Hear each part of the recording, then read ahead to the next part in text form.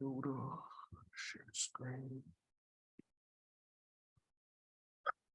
Let me start our Facebook.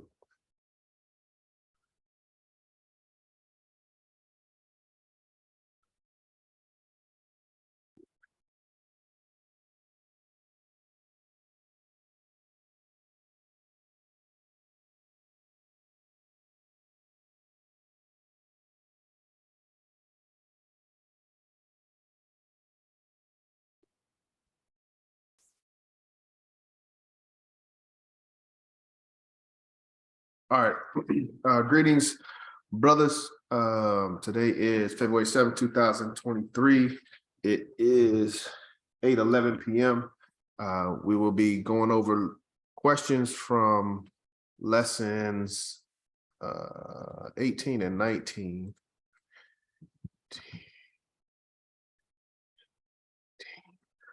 Commercial and industrial transactions and winning mankind by kindness. Then we will attempt to get through reading of lesson 20, living for something. As always, first thing that we do in our meetings is the pledge to the red, black, and green flag. So if you would come off mute and say it along with me. Put your black fist in the air. I commit my body, mind, and spirit to the protection, defense, and security of the red, black, and green. I dedicate my life to the redemption of Mother Africa and the liberation of her scattered Black children.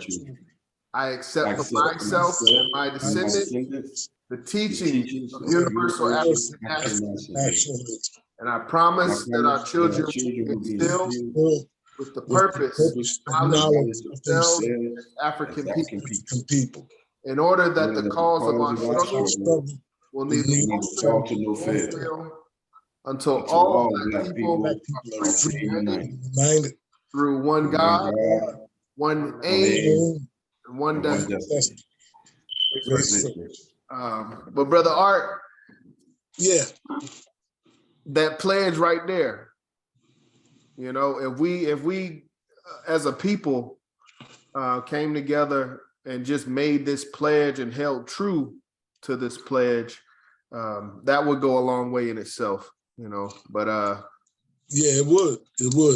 But that's why we do this every time is to drill this into our memory, just like the pledge to the American flag was indoctrinated amongst us as youth. So that's, you know, it's difficult, but it's simple. You know what I mean? It's very simple things, but yeah, on a mass level is difficult. But how do you get it out there? You know, I mean, I would think that if more people heard the pledge, that would wake some of them up. And how do you get it out there? I mean, we got to put it out there. What do you mean? I mean, we don't have, do we have the communication ability to do it? Like a radio show? No. See, that's what I'm saying. We overthinking it. Okay. We got social media, you know. Most of us have Facebook. A lot of the youth have Instagram. You know, we have YouTube. So these are not just for us as Garveyites. These should not just be platforms for consumption, for us to go there and just consume what everybody else is putting out. But these are supposed to be platforms for us to propagate as well. So us in Atlanta, we have 450 members that are registered. So if we just had those 450 people once a month post, you know, the pledge to the UN, and this is the pledge to the UNIA flag, not the art. Yeah, right. We got to put some respect on this though. It's UNIA. But if we were all just as individuals doing, the best that we can to promote individually, that's when we get to that mass propaganda. When we think about other things like, Super Bowl, NBA finals, playoffs, and things like that, they do have their platforms for propaganda and putting things out.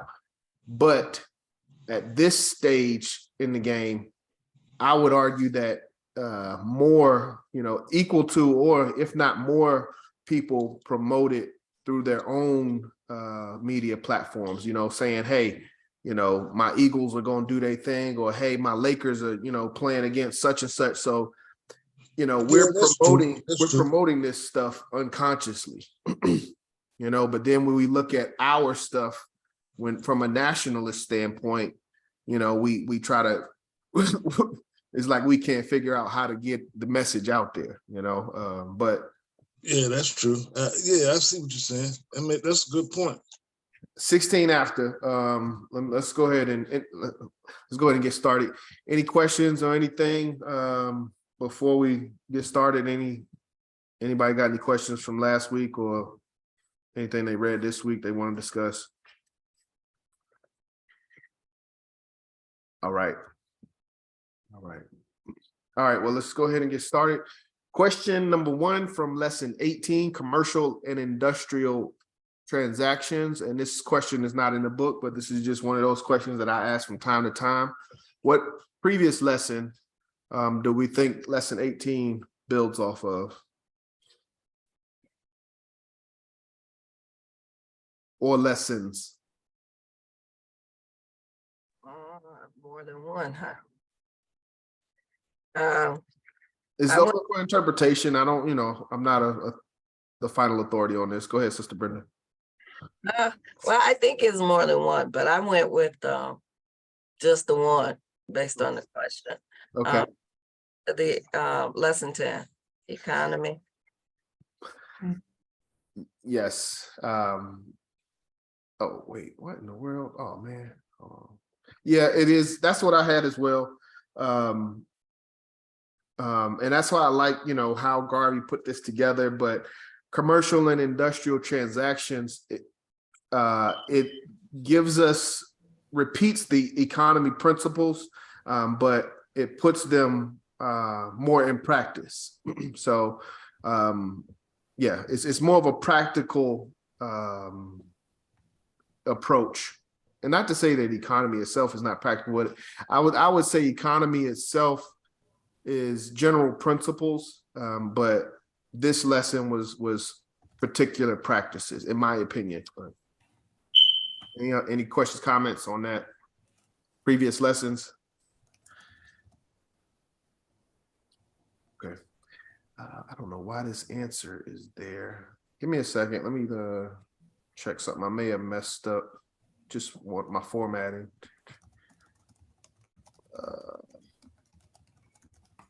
What? Huh. Yeah. Okay, never mind. It makes sense. So, sorry, let me share. Oops. Y'all can see now, right?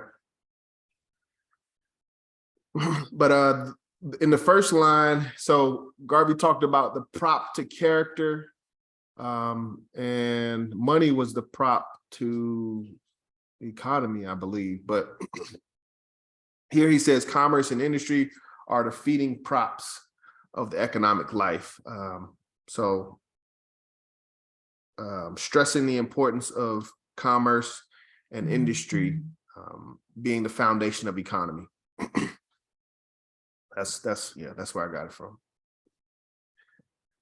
Number 2, when it comes to business and industries, what are the 2 positions that you can have? You're gonna be one of 2 things. Employee or employer? Absolutely. So either we are employing other individuals or we are seeking employment from other individuals. I believe we should all accept the responsibility and understanding that As our position as leaders in the Garvey movement, we should be more so seeking to be employers rather than employees. Any questions, comments on that? Okay. What are some types of commercial enterprises? You can list some that Garvey gave, or if you have others, that works as well. When we think commercial enterprise, what are some types of commercial enterprises? Factories. Factories, is that commercial? Stores. Stores, yes. Yeah, factories would be industrial. Yeah, industrial. That's Yes. more industrial, yeah. Retail Stores. stores.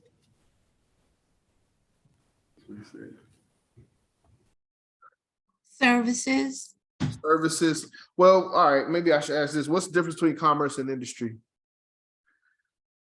Commerce is where things are sold and made.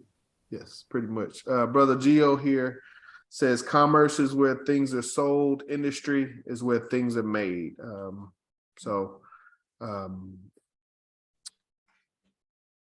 Types of commerce that Garvey talked about: grocery store, lumber yard, ironmonger, mercantile, dry goods, clothing, tailoring, retail, wholesale. But basically the reselling or selling of goods that have been, produced. Questions, comments?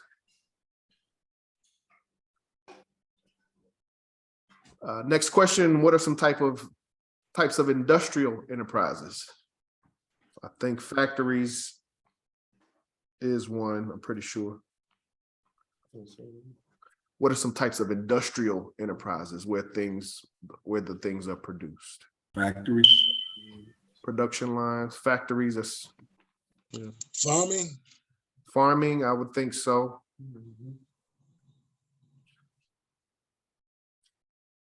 That's it. Technology, but no, you gotta think. Where does the technology come from? I'm thinking. As soon as I said I was thinking about what kind.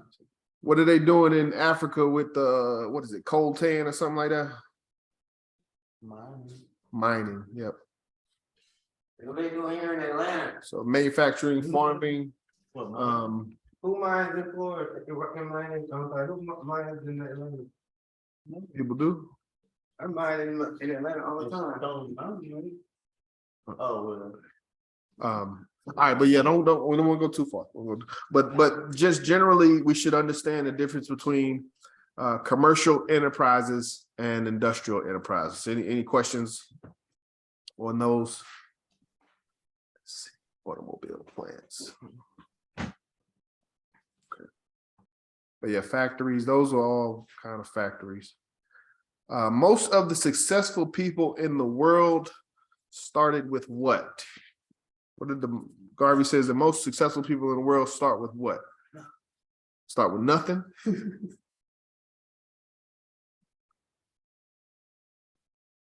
Anybody? Anybody else? Almost nothing, a small amount of capital. Yes. Yep. Yeah. Pretty much a small amount of capital. So, not having the financial resources that we need is no excuse. Garvey is laying it out that, most of the successful people in his time, and I think we can agree with our time, they started with a small amount of capital. There are, cases of people getting inheritance and things like that. Yeah, the takeaway is we don't need a lot of resources to be financially successful. Questions, comments? What has been the fault of the Negro in business? When it comes to business, where have our people faulted? Garvey, what's been our fault? Inability to start small. Not investing was said here, ignorance, and then not investing in other Black businesses. Brother Macias, I think, said it correct. The inability to start small. The fault with the Negro in business, commercial or industrial, has been his inability to appreciate starting at a given point and climbing steadily. So we have to appreciate, I think all of the divisions are pretty much in the same boat, with the exception of New York, of trying to start our economic ventures. But we should not overlook and we should not lose appreciation for starting small and growing steadily. Questions, comments?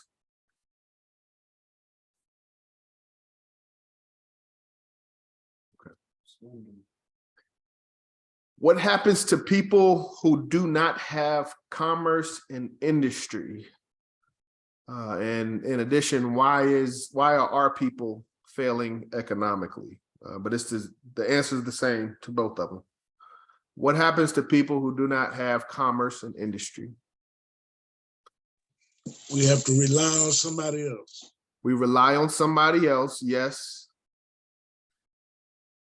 But what happens to us in that process? We perish. We become slaves. The words that Garvey used, perish economically. And the Negro is perishing because we do not have our own commerce and industry.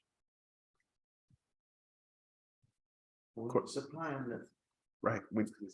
We got to get into, we got to get into that, especially industry, in my opinion. I think nowadays we do a pretty good job of reselling, but when it comes to producing, I don't know. I'm questioning our ability there. All right. Number 8, what does Garvey believe is the safest kind of government for persons of individual initiative who desire to go into business under? And why does he think that this type of government is the best for those individuals? Speak up. I just heard about capitalism. We got a capitalism here. Why capitalism? It is capitalism, but why?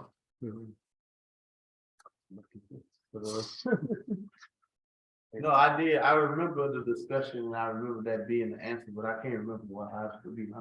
Anybody remember why Garvey? Because communism allows you to follow somebody else's goals and you can make your own money as a capitalist. It's less to do with what any other government. It's more specifically on the benefits of capitalism. Because it gives every man a chance. Yeah, that's what I was. Business more safely.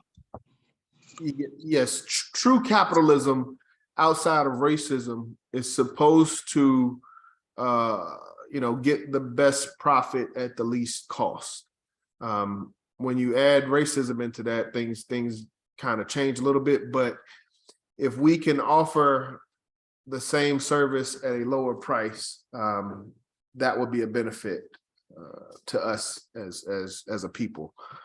So Garvey said in the text, democracy, therefore, is the kind of government that offers to the individual the opportunity to rise from a laborer to the status of a capitalist or employer.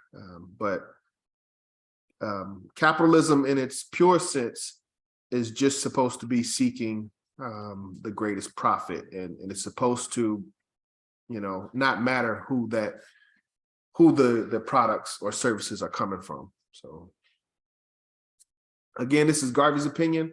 And I will say, we can talk about Garvey's ideology later, but I'm just reading the text. All right, number 9, when we acquire property, what should we always make sure that we get? The land, yes. But it's something. A proper assessment from the government? Proper assessment from the government, yes, but there's something particular that he says, because it goes into the land, it goes into the proper assessment, but at the end of the day, what should we get? Good More Uh, value? Yeah, Mama Earth put it in the chat. I'm sorry, let's see. Value for your money, absolutely, absolutely. Good deal, value for your money.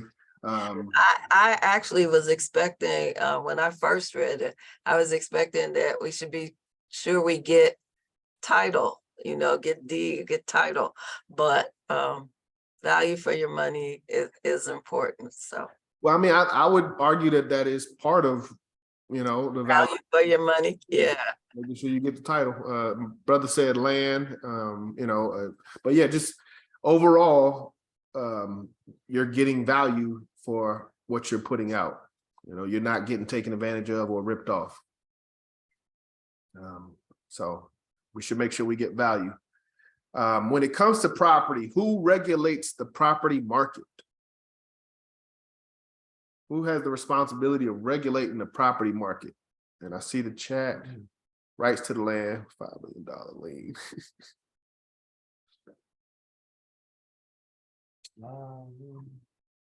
This is a good, important question. We should all know this. Even as, as adults, individual adults, seeking to acquire property for ourselves, we should know who regulates the property market. The banks The banks, or the government? banks or government? Anybody I else? The industry, Industry, the mortgagers. mortgages and banks kind of the same at this point, ain't they? Yeah, okay. Anybody else? Garvey says, don't forget the real estate brokers Yes, yeah, in addition to the mortgagers. there it is. Real estate brokers or agents and the mortgaging and trust company who take mortgage on the property. So when somebody said industry, I would say real estate agents would satisfy for that, brokers and agents. And the mortgaging and trust company who take out mortgage on the property. So that's the banks, and the mortgagers. So these are the institutions that regulate the value of property. Questions, comments?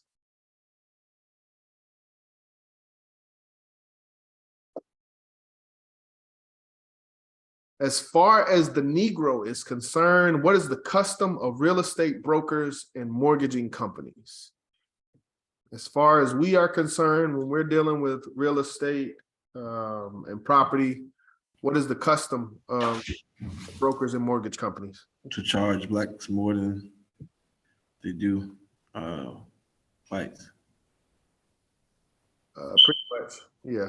To Yeah, sell- I would say to not give us value for our money. Yeah, I think it goes both ways. The answer I got is to sell the property at a higher value than it's worth. But he also talked about buying the property. When we buy the property, we have to pay more than what it's worth. But we should just be aware of this. Yeah, we should just be aware of this. We got some more help in the later questions. I think it's this one. Yeah. So when we are looking for property and we want to know the real value of the property, what two places should you go to in order to find the real value of a property? Tax assessment. Tax assessment, Tax assessment, no? tax assessor's office, An appraiser, appraiser, the government's appraisal will give government you. appraisal. Anybody else? Well, those two would basically be the same place. The two places though. Anybody? The transfer, yeah, for recording the title, so you can see. Garvey what we says paid before. the official registry for record of titles and government registry. official registry records of title. Yes. So we should understand that it's a policy, or it has been a policy to try to take advantage of our people. So we have to be as diligent and prepared as possible. So Garvey saying, for us to know the real value of a property before we make an investment or purchase. Any questions or comments? We should expect, a bad deal, but we should go in with as much knowledge of what the actual value is as possible. Okay. No questions. Number 13, how have the majority of Negroes in every country lost their property? Have the majority of our people lost their property in every country? Not being able to pay the mortgage. Not being able to pay the mortgage. Taxes. Taxes. By being tricked, By being tricked to do what? to be off guard and to not pay attention, keep close track. Once we pay it off, that big interest at the beginning, Mhm. and start to feel comfortable, then they're looking for any way to trick us up to like be late on a payment and take stuff. So Maybe extra. Garvey says being tricked to pay interest first and never paying on the real value of the loan. So we should all be aware of that. We've all have done financing at this point, and we understand that there's interest that goes with most financing. So sometimes we get caught up in only paying the interest, and we never actually pay on the real value of the loan. I see 2 comments. Not paying taxes, not knowing how property works, paying on interest, not on the principal. Absolutely. Absolutely. So yes, we should be aware of that. We should, know what is the real value, and we should also know what is the interest and what's the difference and how much additional we're paying for interest. But we have to stay on top of it and make sure we pay off the entire loan, not just the interest.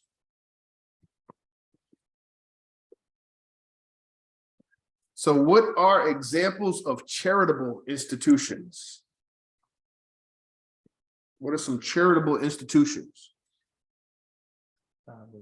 Salvation Army, I was thinking of that.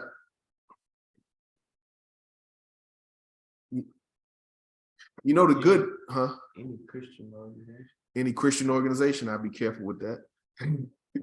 The Goodwill is actually only like 50% charitable. They are a for-profit business though, Goodwill. But people give their stuff out of charity, but then it's sold for profit. Charitable institutions. Negro College Fund. Church, Negro College Fund. Yeah.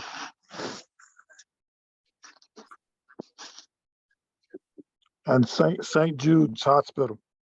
St. Jude's Hospital, yeah. NBA. Are they a nonprofit? Non-profit organizations. NBA? Yeah, the NBA Hell no. and the NFL. Non-profit, believe it or not. What were you saying? I'm sorry, we was over here talking about NBA. Yes, the Non-profit organizations. NBA and the NFL are non-profit organizations. Seriously? Okay, so do I have to look it up?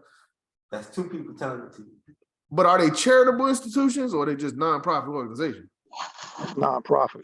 That's different.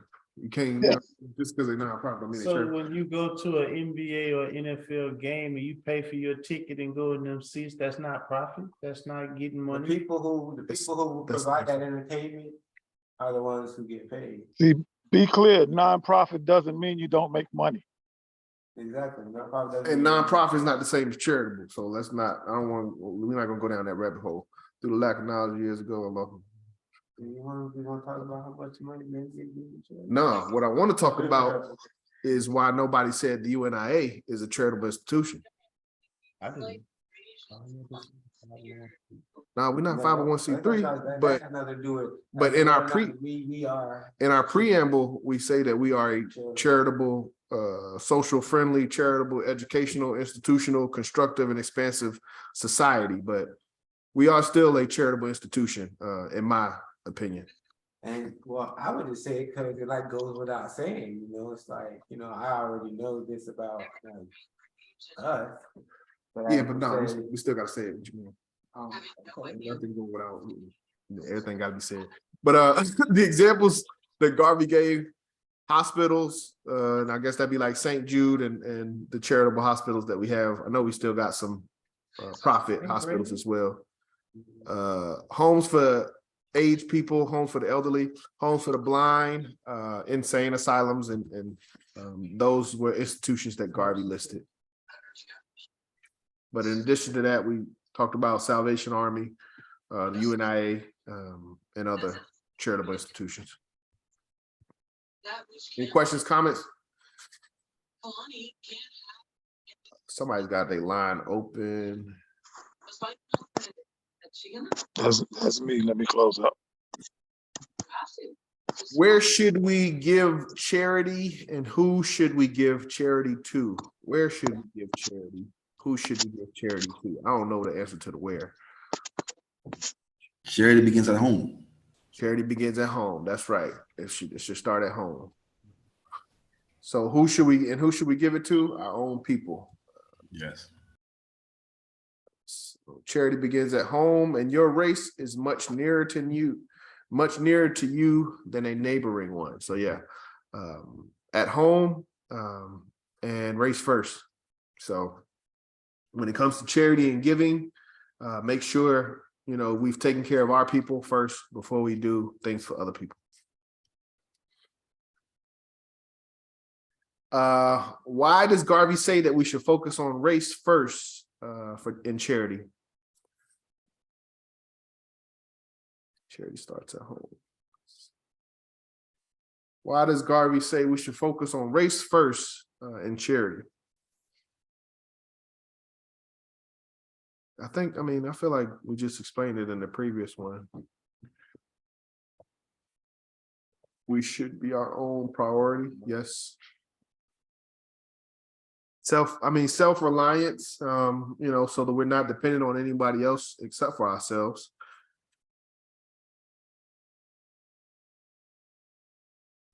Nobody? Right.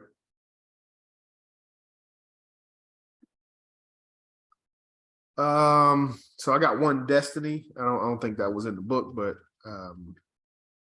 in regards to our motto, one God, one aim, one destiny, there will be no individual victories or losses. We either win as a race or we all lose as a race. So our destiny is tied as a people. Never allow him to fall, because as low as he goes, he may ultimately pull you down with him. So that's a member of our race. As high up as you can send him, he might ultimately pull you up with him. It is like casting bread upon the water to come back to you after many days. So if we help our people, they may be able to help us. And if we don't help our people, they may be the ones that pull us down or hold us back. Questions, comments? So, why should we help to maintain charity?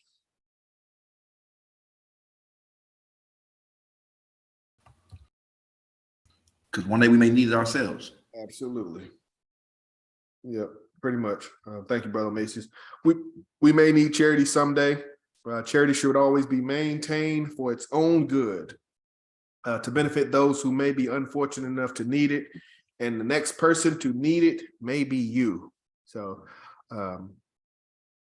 one of our aims and objectives, we reclaim the fallen and assist the needy. I would argue that assist the needy implies charity, as well as aim number 11, to do everything that we can to help people in all of, wherever we are.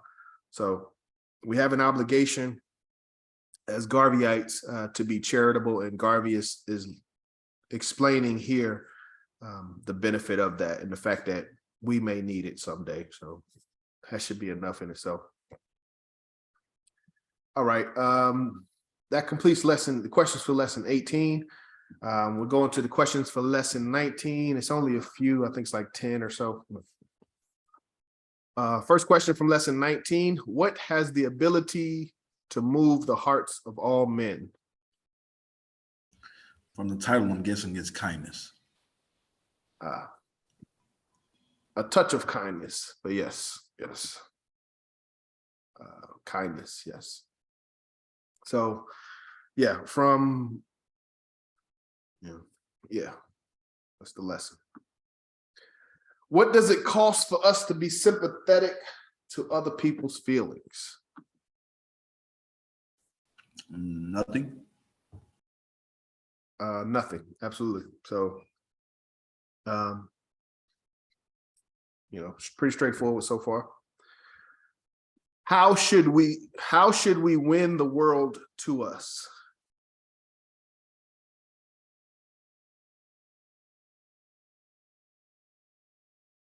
Being kind.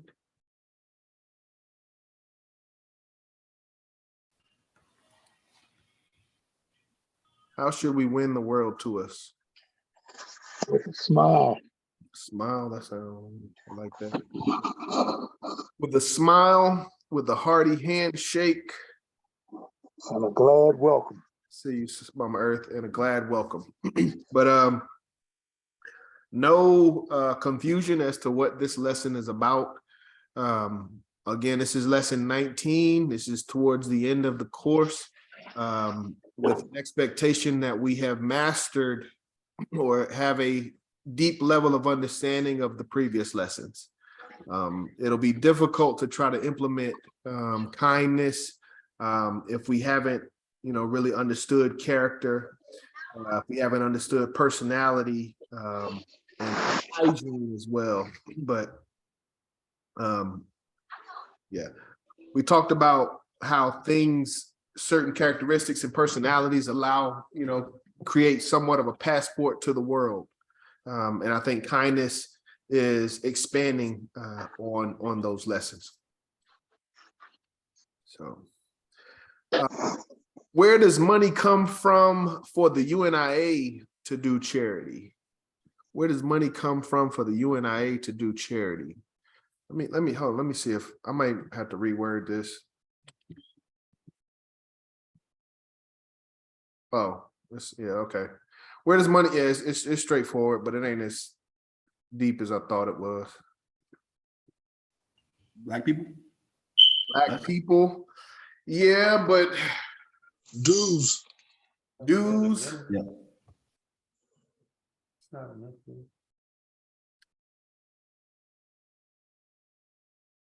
But where do we put that money? Basically, I guess that's where it's going.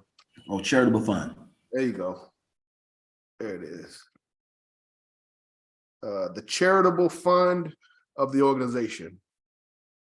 This is what Garvey says on page 152. In regards to the charitable fund, what is the name? Go back, wait.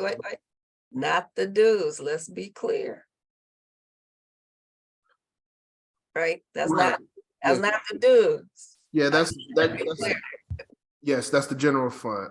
General fund, yeah. Right, okay. Thank you, Secretary General, for that correction.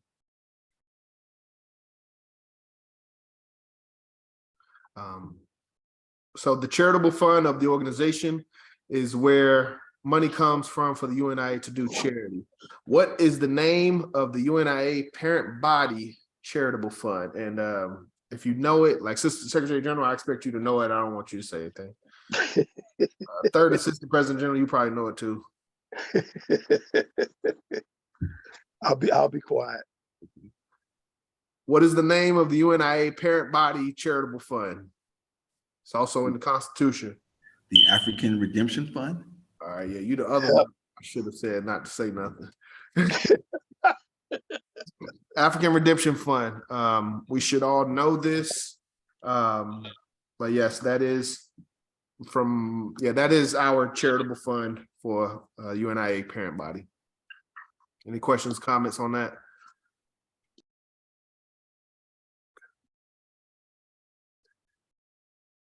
What is the purpose of the organization? So what is the purpose of UNIA-ACL? That's a tough one. And this is from this lesson, so I'm guessing it's like written in detail or explicit. I don't know the answer to this one. What's the purpose? Somebody gonna have to go to the book.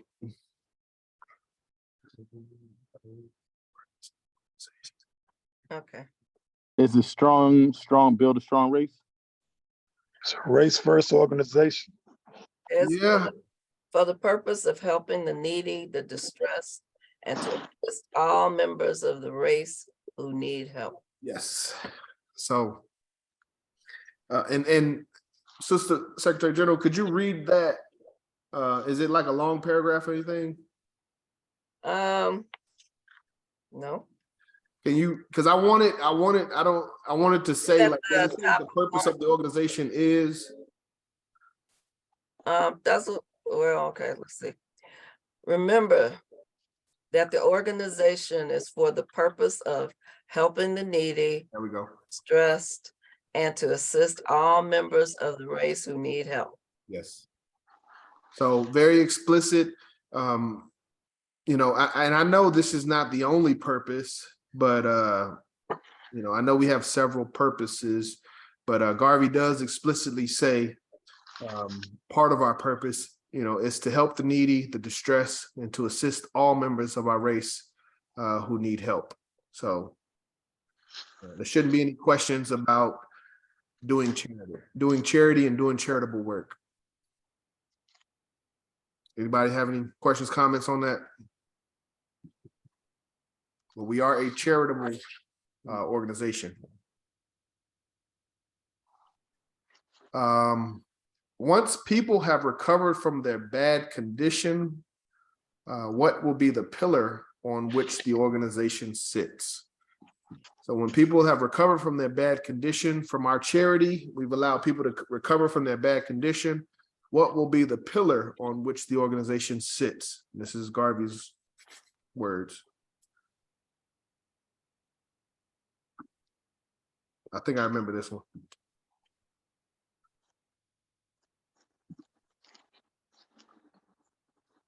Anybody? Mama Earth said a pillar of gratitude. Yeah, okay. Okay, yep, yeah, absolutely. That's what I remember. Yes, their gratitude. So these individuals, in essence, because we've done a lot of charitable work and it's not 100% that people will have gratitude for what you're doing, or you know, that gratitude will be a pillar in the community. However, this is a directive from Garvey, and this is his, you know, statements and his opinion, saying that once we have helped individuals recover from their bad condition, a pillar of gratitude will hold up the organization and the community. Any questions, comments? Okay, just 3 more and then we'll get into the reading. What should every division of the UNIA have in order to do charitable work? Charitable fund? Charitable fund, pretty much. Charitable, and I'm glad Brother Gio mentioned we also need charitable people to do the work. You know, the money sitting by itself ain't gonna you know, work on its own. We need charitable individuals as well. But Garvey didn't say that. He said a charitable fund. Questions, comments? If men remember you for nothing else, they will remember you for this. What is it? How you made them feel? how you made them feel. I think that is right. And it's kind of well, maybe I worded it wrong, but I remember earlier in the lessons, Garvey talked about people remembering your mistakes. But I know he's not talking about that here. But you said gratitude, what'd you say? For your deeds. Deeds, how you make them feel. I think that is the kindly deed, the touch of sympathy that seldom comes from others. So if people remember you for nothing else, they'll remember you for your kind deeds, a touch of sympathy. That's very rare amongst people. Questions, comments? Last question, what is the duty of every member of the UNIA? To protect Black people? I like that.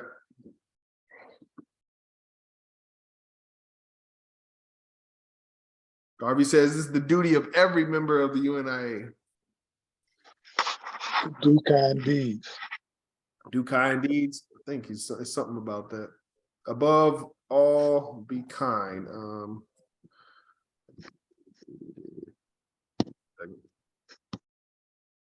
We'll close out with this and then go into the reading. Let's say 153, 47, 48, 49, 50.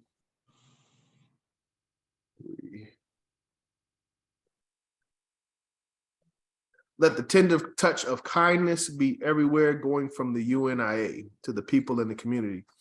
When men will remember you for nothing else, they will remember you for your kindly deed, the touch of sympathy that seldom comes from others, which is the duty of every representative of the UNIA. I get that above all.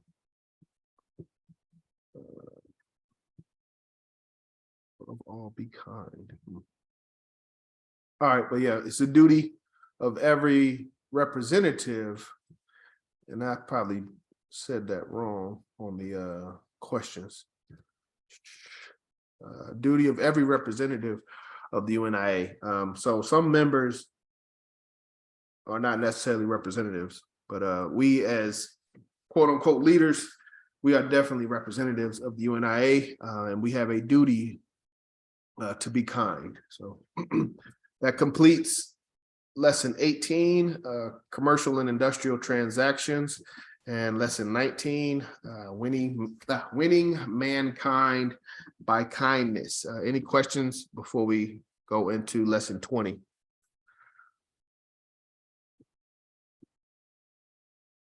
Okay. All right. Lesson 20, living for something.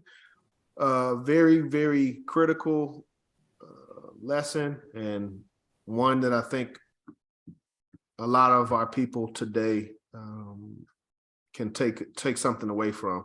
When you look at our community and when you talk to individuals in our community and you ask them, you know, purpose in life, what are they living for? To me, it's a little, I don't know, it's just not, it doesn't come in line with what Garvey says when Garvey says, you know, we are the children of God, and we have an obligation to live out our highest potential. So that's when we think of living for something, it should be in line with our highest potential. But without further ado, Brother Macias, will you be reading for us this evening? Yes. Let me mute my line and you have the floor. Lesson 20, living for something. Life is an important function. It was given for the purpose of expression. The flower expresses itself through the beauty of its bloom. The vine expresses itself through its rambling search in selling its own peculiar nature. The tree expresses itself in its similar green leaves, shaking branches, and sometimes hanging fruit. The lark expresses itself in its laughter and song. The river expresses itself in its gentle meandering onto the sea, and man expresses himself according to the idealistic visions of his nature. There is a scope for each life. Let yours find its scope and fully express itself. Man should have a purpose, and that purpose he should always keep in view with the hope of achieving it in the fullest satisfaction to himself.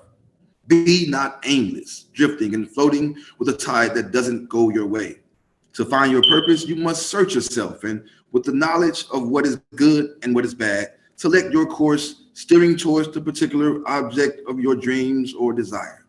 Never enter upon life's journey without a program.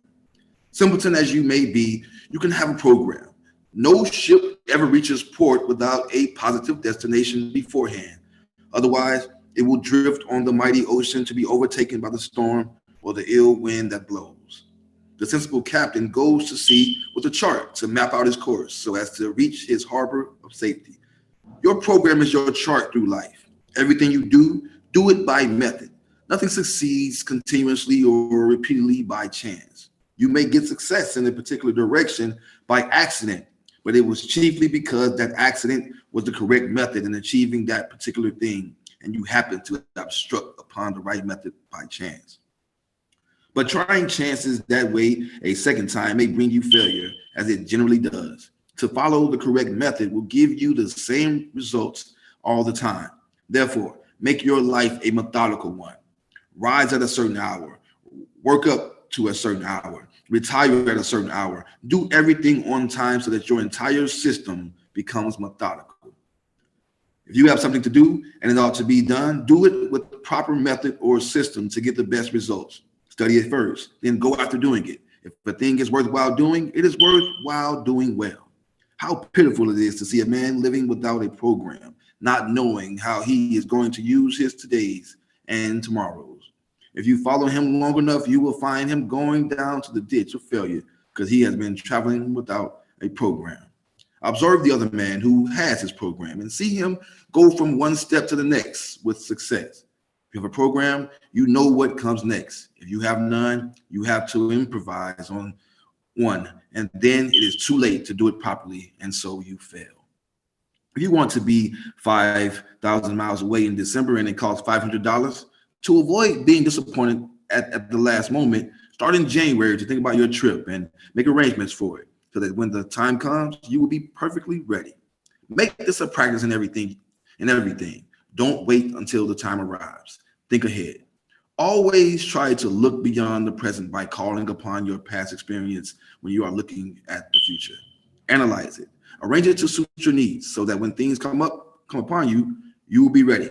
Don't let things come upon you suddenly. The man who lives in the present, preparing for the future, always enjoys a better future than the man who doesn't visualize it, but who goes right into it unprepared. Seeing the future and preparing for it is a worthy object. Always try to look into the future. You make slight mistakes here and there, but if you gauge it properly with the experience of the past and the conditions of the present, you may strike an even or accurate estimate of what it ought to be, so that when it comes, you will be able to welcome it with some kind of satisfaction. To live for something doesn't only mean something for yourself, but something for your kith and kin, and something for your race. It is a father. If a father lives for something, he ought to be able to see his children through that something, so that when he does not accomplish for himself might be accomplished for his children. So what he does not accomplish for himself might be accomplished for his children. For instance, an industrious father lives with the hope of improving his social and economic condition. He would like to live in a beautiful mansion on the hill from which he can see the country places around, the valleys, dales, and the lofty mountains. But he is working in the valley, living in a small cottage. He is growing older without his dreams realized, but he looks to his son and says, if I cannot enjoy this desire of mine because I may be too old, when the time comes, I shall make it possible for my son or grandson to live on that hilltop. This is a living in the future. This is living for something. When the old man dies, the son inherits, and when the son dies, the grandson inherits. Inherits what? That which the grandfather lived for. This should be the policy of every Negro, to live for something to hand down to a son or a grandson so that they may have a life a little easier than the fathers before them. This is the way successful and great families have come into the world, and great races too. No Negro should be objectless or purposeless in life. Always have a purpose. To waste time in non-essentials is to be purposeless. Playing Bone dice is purposeless. There is nothing achieved in the time wasted in doing it. No great fortune is guaranteed. No great art is accomplished. No structure is built because it was a game of chance. Playing pool is waste because, like playing the dice, it is a game of chance. Sitting around and going from place to place without an occupation is waste. Valuable time is going, and nothing is being registered by way of achievement. The one settles down upon a given and worthy idea or occupation, such as an engineer, architect, builder, farmer, poet, or a teacher. He or she is working on something that may become tangible in results. It is from such tangible assets that we build fortunes. Finding something tangible to do and use your time in doing it well. It is better that you be dead than having no purpose in life. Eller Wheeler Wilcox says, have a purpose, and that purpose keep in view. For drifting like a helmless vessel, thou canst near to self be true. The ship without a helm must founder on the rock. Why be such a ship? Why not sail through life like the barbecue whose helm is perfect? Be a captain with a chart and in hand sing his port as he sails steadily on. See your port, visualize it, and as the time comes, anchor in it. The dignity and pride of race. God made man as a complete and finished being. There are no flaws in him but his sin. The race of man, therefore, must be perfect in its physical origin. Hence, there is nothing to be ashamed of as far as species is concerned. The black man's origin is as true as the sun. He need not therefore apologize for his existence.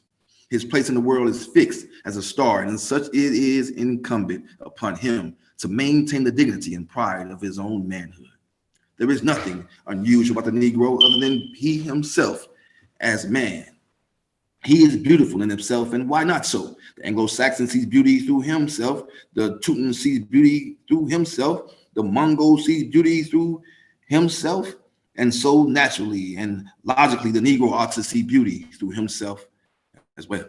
The Negro attempts to see beauty through the aquiline features of an Anglo-Saxon, then he images the homeliness and ugliness of his own features because his features are different from those of the Anglo-Saxon. Beauty must be reflected out of your own eyes. A Negro must be beautiful to a Negro as an Anglo-Saxon is to an Anglo-Saxon. The highest standard of beauty, therefore, a Negro is the Negro. Never allow any race to say that your race is not beautiful. If there is ugliness in a race, it is in the other race, not in yours, because the other race looks different to you. To the Anglo-Saxon, the Mongol is ugly. To the Mongol, the Anglo-Saxon is ugly. Compare the Anglo-Saxon and the Negro. It is the Anglo-Saxon who is ugly, not the Negro.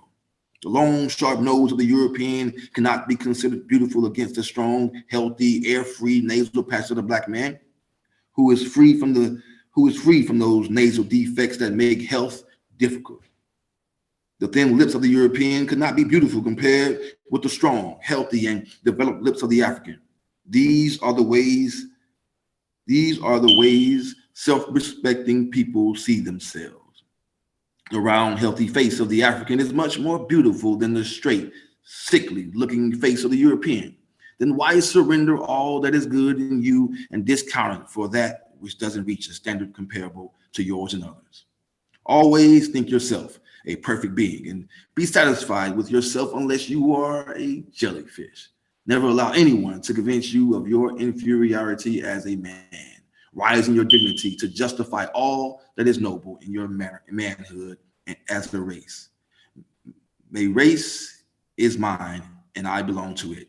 It climbs with me and I shall climb with it. My pride is mine and I shall surely honor it. It is the height on which I daily sit. Social confusion. Man at his best in his society is always quarreling. He is never satisfied. Don't believe that you will find in your lifetime the solution for all his problems and ills. Attend only to those that concern you and your group. If you can solve your own group's problems in your community, you have done well. Let others solve theirs. The time you waste running around with others and helping them and their problems, you are robbing your group of that much time to help them solve their problems.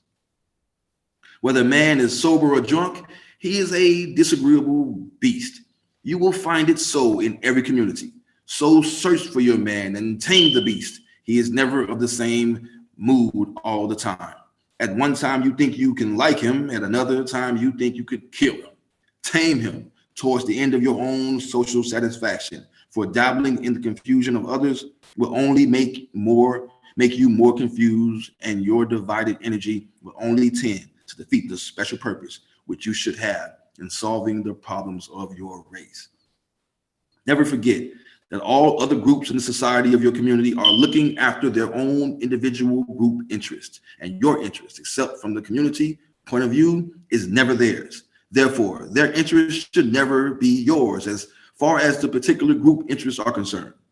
Don't be disappointed if other people shock you by their behavior, because man is made that way.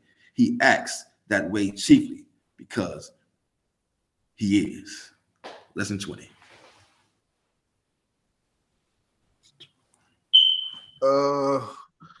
Yeah, it looked like we got robbed on this. Page 161, 162 are not shown in this preview. So it jumped to 63. I owe y'all 2 pages. I didn't notice that until now, but one thing I do know is that lesson 22 is not here, but I didn't know about those 2 pages. Page 169, goodness gracious. This thing all chopped up. 73, okay, I'm gonna have to bring my book next week.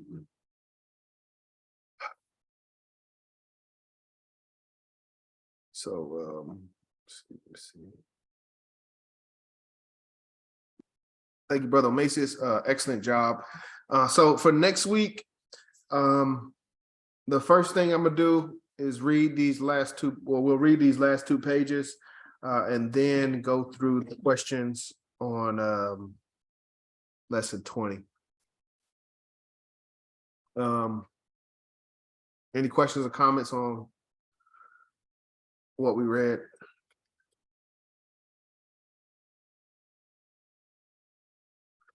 Okay, it's 9:13.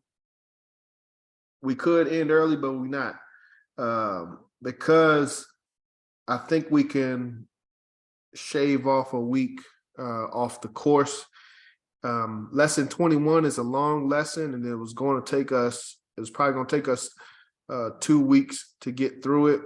But since we have a little bit of time, I would like to, if Brother Macias, if you are willing, Let's get it.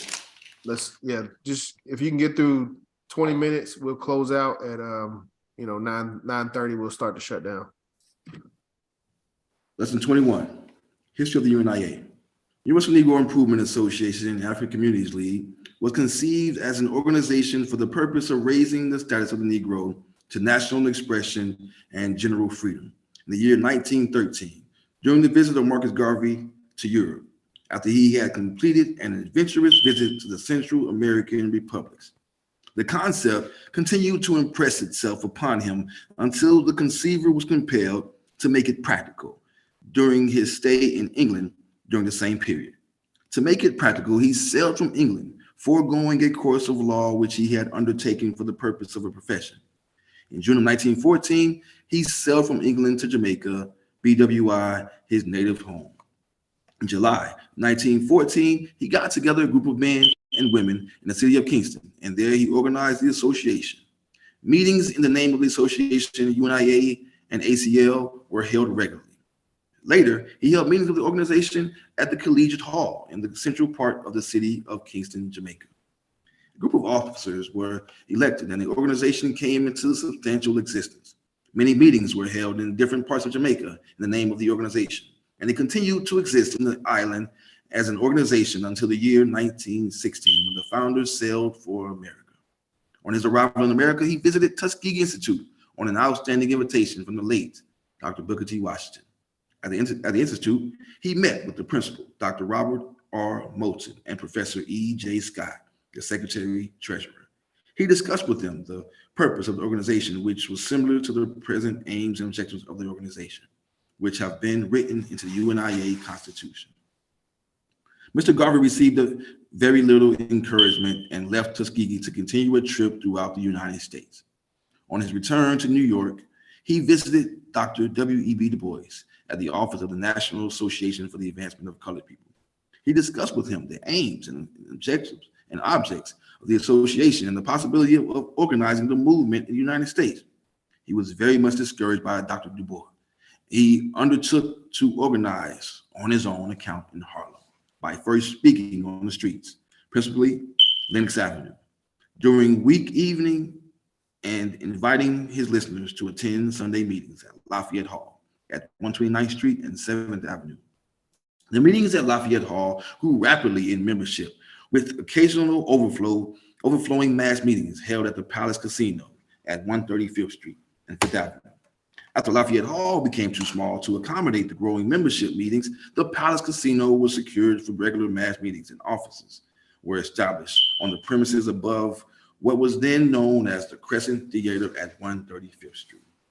From the Crescent Theater building to the Palace Casino, the movement grew with such rapidity that premises were secured at 138th Street between Lenox and 7th Avenue to be known as Liberty Hall. All this progress took place within 18 months of the founding of the organization in Harlem, New York. From Liberty Hall, the movement spread all over the United States and all over the world, culminating in the calling and convening of the first International Convention of the Negro Peoples of the World in August 1920 in New York. At that convention, Marcus Garvey was elected President General, with 20 other persons making up the Executive Council to help guide the destiny of the organization that had become international.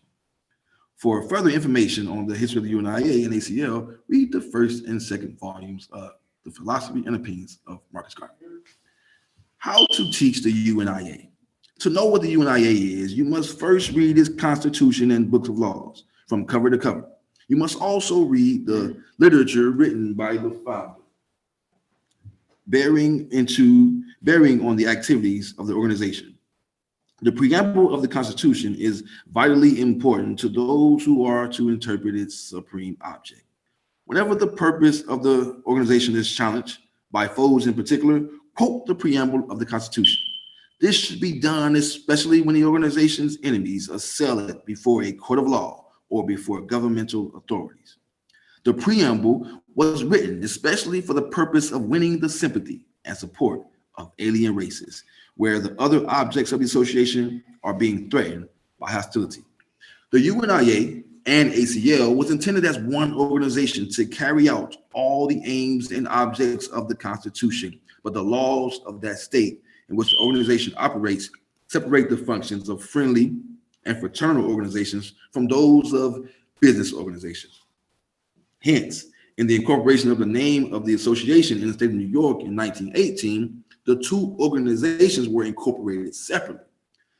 The organizations had to be incorporated as the Universal Negro Improvement Association, Incorporated, and the African Communities League, Incorporated.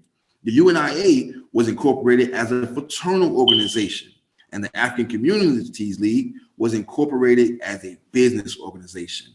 But the convention of 1920 accepted the original idea and linked the two organizations together as the UNIA and ACL to hold the principles that were intended so that the two organizations would not go apart as if they were not related.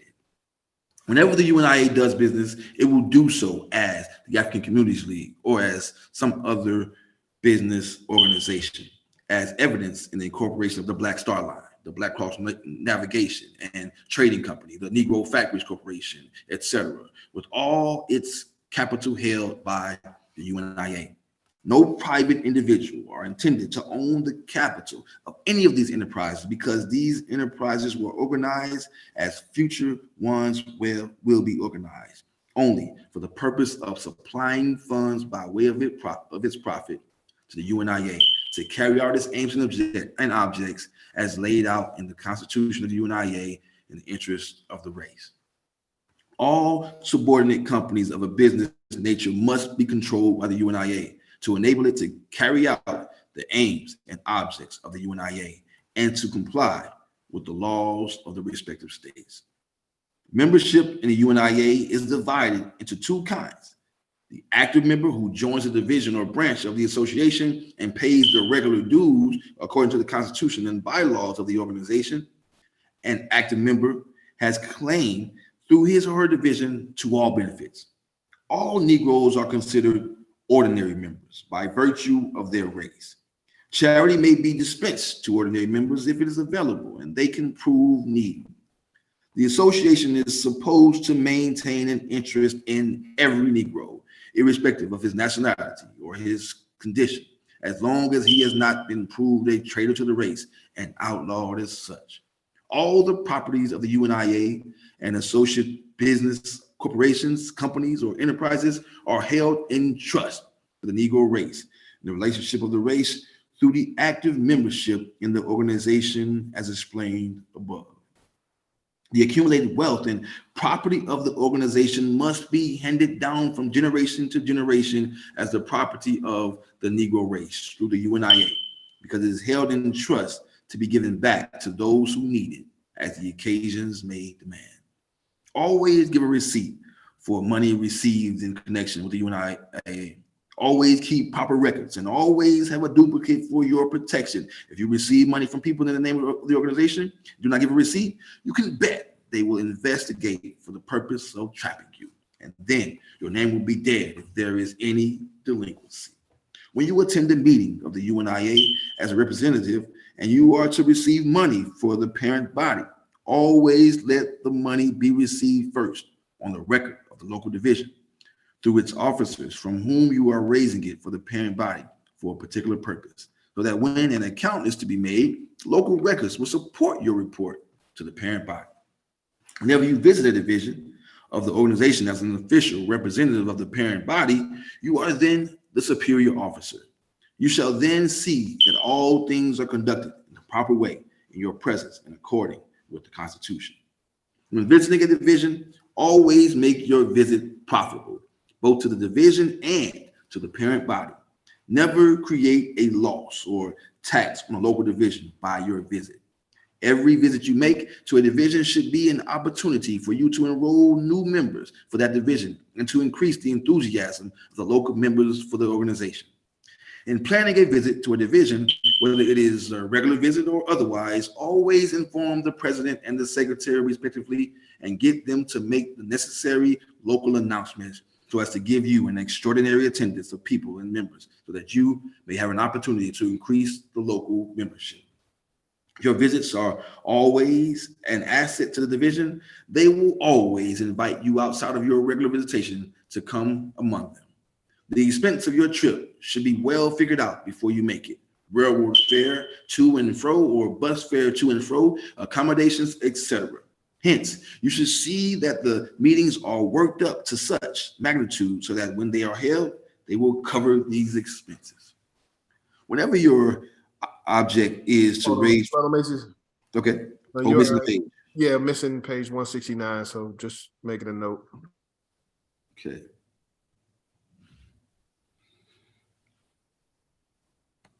Whenever your object is to raise financial assistance or collections for the parent body or for the local division, let the raising of the same come in the middle of the program, after your most emphatic speech of the day is delivered, whether it is to be delivered by yourself or somebody else. If you have things to dispose of for the association or other help to get, this must come after the main collection. If you are the person appealing for the collection, you must do so with steady emphasis and a properly worded appeal. This must never be done half-heartedly because it will bring half-hearted results. You have raised a collection for the parent body at a meeting, see to it that it has been properly accounted for after it is taken up. Make sure that it is not mixed up with the funds of the local division. When visiting a division, you are always the guest of that division. The president presides and then introduces you. If it is a special business meeting where you have been called in to regulate the affairs of the division, you will take the chair as a representative of the parent body. and conduct the meeting accordingly and restore order, and then hand the meeting back to the president of the responsible officer of the division. When a president has been removed and you have been called in, you may appoint someone temporarily and as the vice president to act until you have reported the matter to the parent body, and the parent body carries out an appointment. If there happen to be factions in a division and you are called in to straighten out their affairs, never take up residence at the home of either side. Seek independent lodging until you have disposed of the matter. Otherwise, you will have the prejudice against you for taking sides. Never listen to one side without hearing the other side. Never give a decision on one side without hearing the other side. Always try to pacify. Always try to bring factions together in keeping with the principles of the association. Always try to compromise the factions towards keeping the peace. Whenever you make your official visit to the division as a representative of the parent body, always call for the records. Go through them and see that they are properly kept, and then make a report to the parent body. Whenever you see mistakes that can be corrected, see that they are corrected. Don't allow them to continue. Never allow any division to have individuals owning the property of the divisions in their names, except in cases where proper documents have been passed, where the organization is not registered as between the persons and the organizations, showing that they are only holding such in trust for the organization. But all this should be discouraged and immediate steps taken to register the organization in the particular state or community so that its property may be held in its name. When property is bought in the name of the organization's name must be mentioned, and only the names of the officers of the organization at the time must appear as officers, not as individuals. For instance, Brooklyn Division of the UNIA, John Brown, President Henry Jones, Secretary. In law, the names are taken as being officers of an organization. Hence, the individuals can make no separate claim on the property as individuals. Should they not continue as officers of the organization, those who then become officers of the organization would have their names substituted as officers. This would not affect the ownership of the property by the organization. Pay careful attention to this so that the association may not be defrauded of its property or its rights. Always look out for self-seeking officers and individuals in the division. See to it that they do nothing detrimental to the interests of the organization. Always confine yourself to your own designated territory and never go beyond it, except when authorized to do so. Always respect the charter rights of every division, chapter, branch, or affiliated organization. Never use one against the other as long as they are chartered. Have no favorite division except the one that you may be a member of.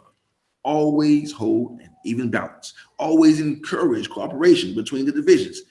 If a member cannot get along in one division before his membership is lost, advise him to join another division. Wherever there are no divisions or chapters and there are Negroes in the community, encourage the organizing of a branch, chapter, or division.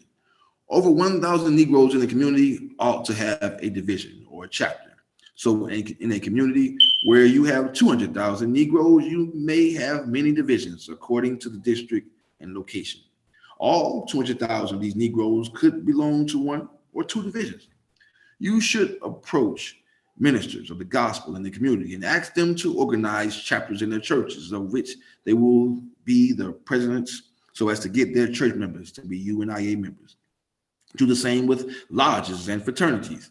They can also be chapters of the UNIA, even though they are independent lodges and fraternities. It's in 2 pages, 173 and 174. No, Brother Mason, we're gonna, because those pages are missing. I think this is a good place to stop.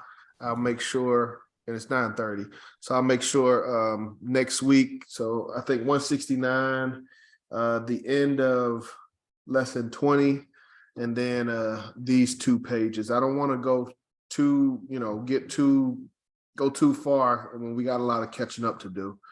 So I think this is a good place to stop and hold. I'm getting ready to go through attendance. While I do that, were there any questions or comments on anything that we read tonight?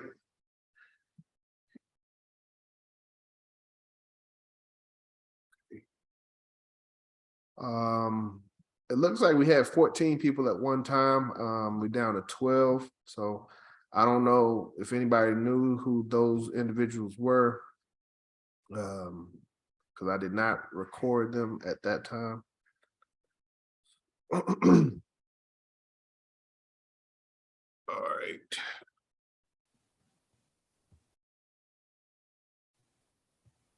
I think Brother Charles was on twice at one point, Okay. different devices. Is that right, Brother Charles? Yeah, I had to change phones. My first phone, the speaker was all messed up, so I changed phones. Okay. Sean Townsend, 121. Okay. Remember that name. Could have sworn we had that one. Oh, here you go. We're still looking at the reading. Okay, sorry.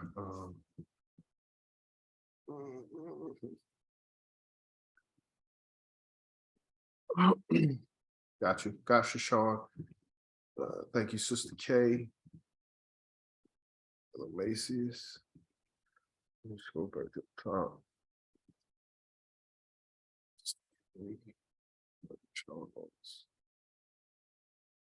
Not Charles twice.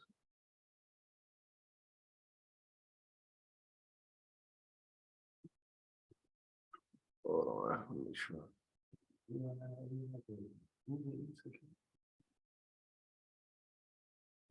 Need some food.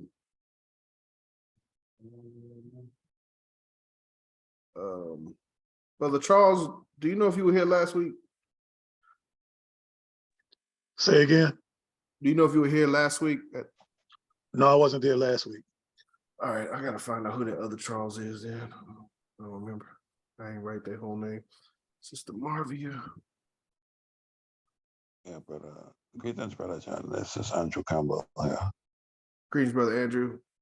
Wait, it's Yeah. I saw Brother Anthony. I'm pretty sure I saw Brother Anthony. Andrew. Brother Art was here. Erica, no. Yvette. Mama Earth. Here we go. Got here. This Charles. Wayne. Brother Everett.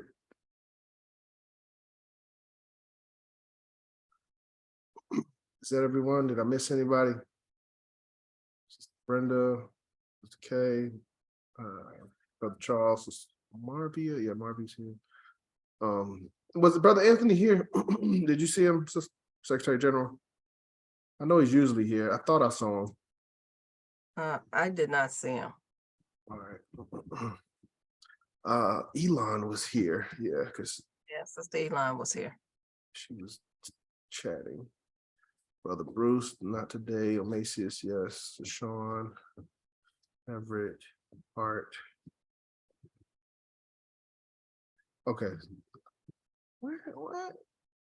Oh, I see it now, Elon. Sorry. Elon says she's still here. Yes. Apologies. Chapel Mitchell didn't make it. All right, we get ready to close. 1 minute. Bear with me. I did want to just read the preamble because it was mentioned, and I love the preamble so much. I would like to read it as we close out. Let's see, where did I put that stuff? Desktop, UNIA, Constitution. Constitution of the UNIA-ACL.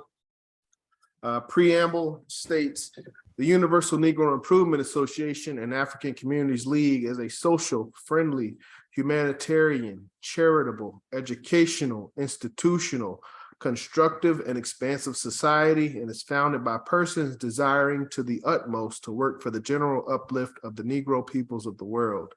And the members pledge themselves to do all in their power to conserve the rights of their noble race and to respect the rights of all mankind, believing always in the brotherhood of man and the fatherhood of God.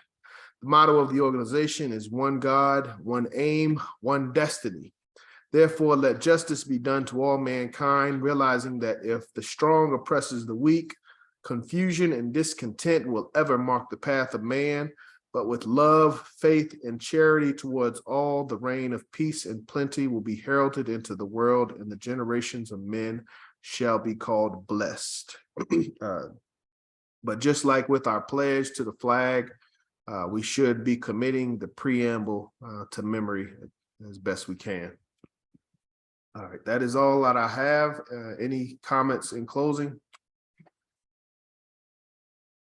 Any comments in closing? No? Everybody good? All right. Baba James, will you be closing us out? Everyone, please rise. Your hand and fist in the air. Please repeat after me. One God. One God, One aim. one aim, One destiny. one destiny. Africa. Africa, Africans. for the Africans, Those at home. those at home, Those abroad. And those those abroad. Race first. race first. Baba James. Peace. All right. Peace, family. Go in peace. Get some rest and we'll. Thanks, family.